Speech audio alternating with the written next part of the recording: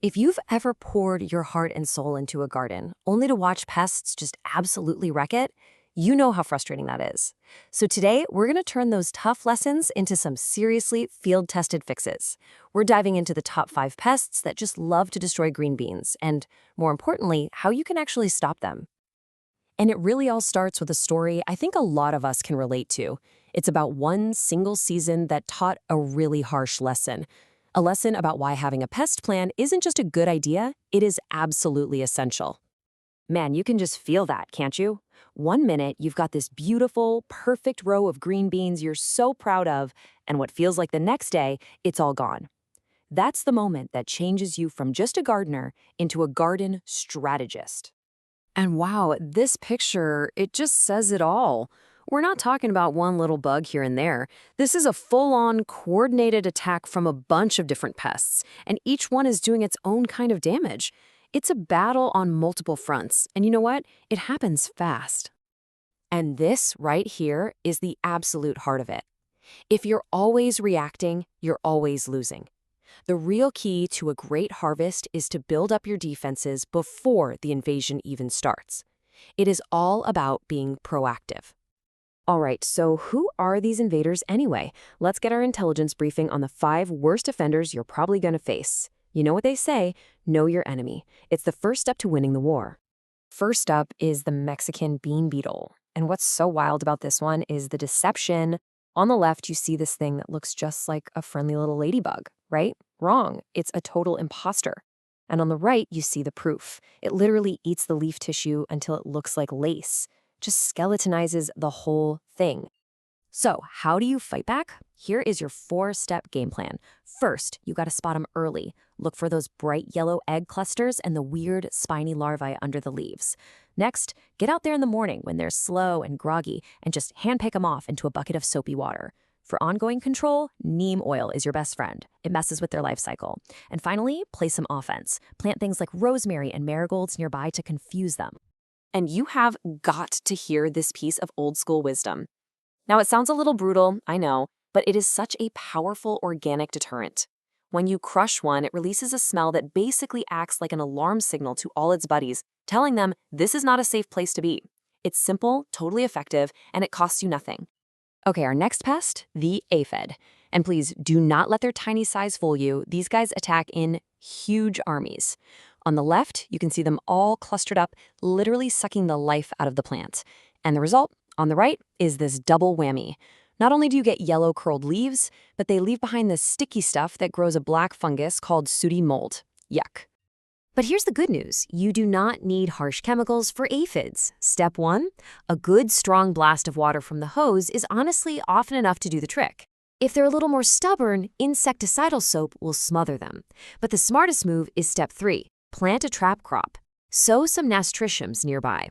Aphids love nasturtiums even more than your beans, so they'll go there first, basically acting as a sacrifice to save your main crop.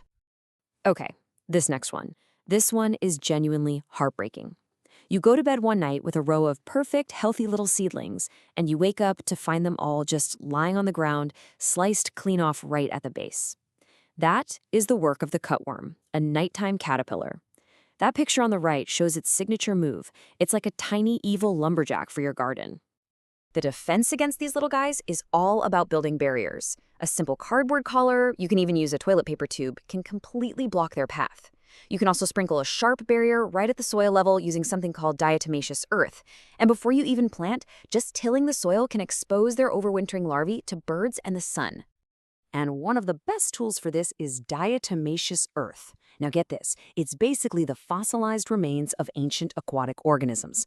For a soft-bodied pest like a cutworm or a slug, crawling over it is like crawling over microscopic broken glass. It is a fantastic, completely non-toxic line of defense. Alrighty, rounding out our top 5, we've got a 2-for-1, slugs and spider mites.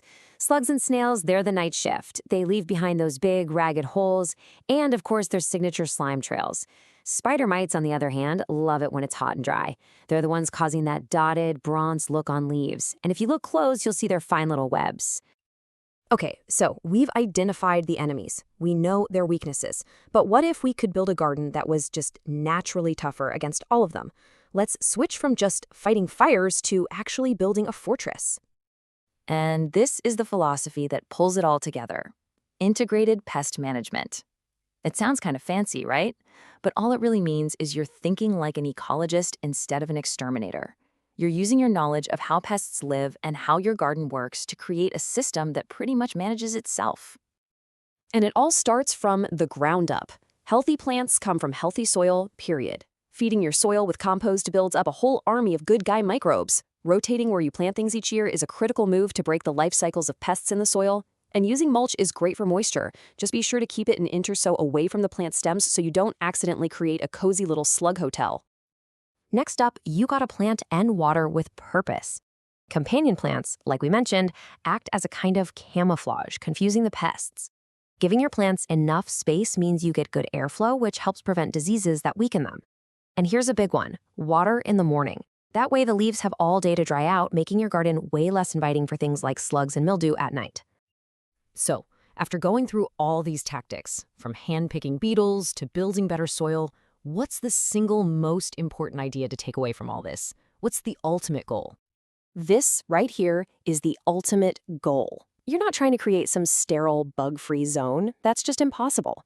What you're really trying to do is cultivate a balanced, thriving little ecosystem where the good guys, the predatory insects, the healthy microbes, are so strong and abundant that they keep the bad guys in check for you. Your garden literally becomes its own defense system.